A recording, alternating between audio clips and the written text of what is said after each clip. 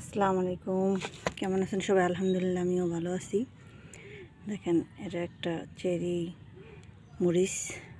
আমাদের এখানে মুন্সিগঞ্জে বলে এটা বড়িয়া মরিচ।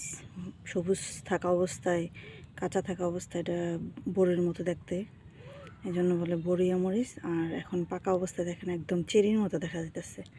আমি এটা এখানে রোপণ করব।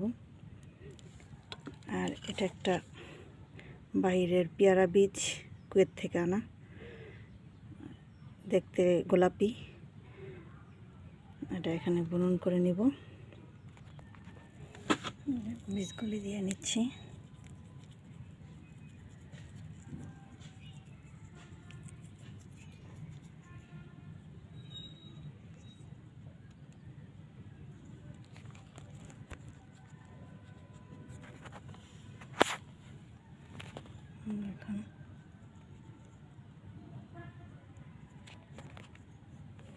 উপরে কিছু মাটি দিয়ে দেব।